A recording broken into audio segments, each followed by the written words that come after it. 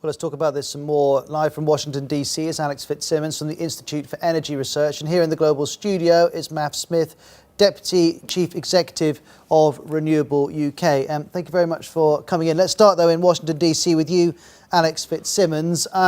We saw there what's happening in China. I can remember reporting from Texas where hundreds and hundreds of wind turbines are being put up. It's an industry that all the big nations need to embrace, isn't it? I would exercise some caution in that, I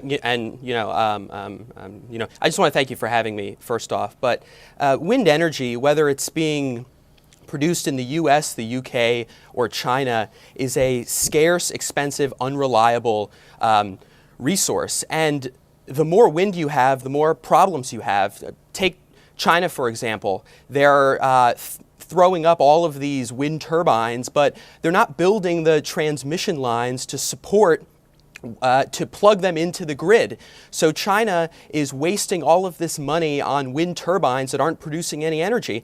And, as another example, in the UK, you folks are having to pay wind producers not to produce any energy because the grid can't handle it. Wind was not designed for the grid, and unfortunately, it would be as if every third word of this broadcast were blacked out because wind energy only works about 30% of the time on average. I mean, that's no way to run a newsroom, and I don't think it's any way to run a country either. Well, let's give Matt a chance to respond to that. I mean, there is an issue here, isn't it? It's expensive, and also it was initially conceived really as something that would provide energy for a particular business or even a home. No, wind's been with us for many, many years. We've used it for centuries. We've used it for electricity generation for over 30 years now. It's a proven technology.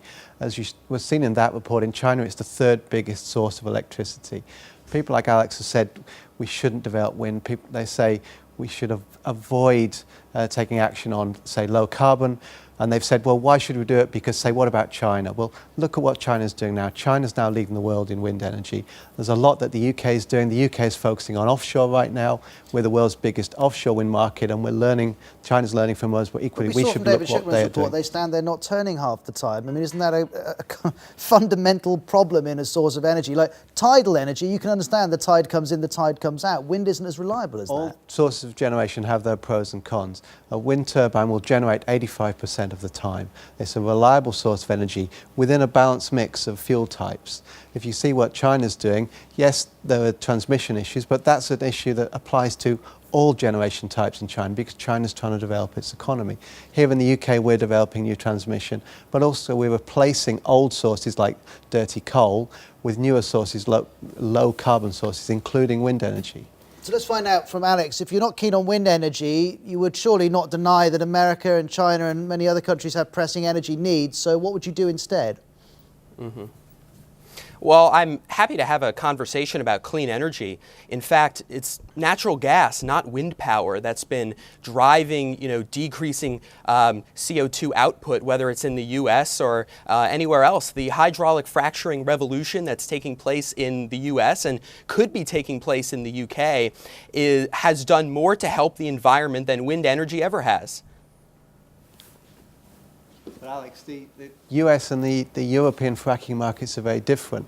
And in the US, we've seen a big change because you're replacing very dirty, very old coal power station with gas. In the UK and much of Europe, we've already had the gas here. So we've got to replace that coal with other sources. And wind, other sources of low carbon generation are doing that right now and doing it very well. And one question for the two of you before I let you go. I think a lot of viewers, I certainly was surprised when I started looking at this story a couple of hours ago that I knew China had a lot of wind, but I didn't know it was the leader in wind technology. Do you think actually the whole world should be looking at what China's doing perhaps more than it is at the moment? Certainly. And China is a leading market. There are UK companies out there working in China right now, benefiting.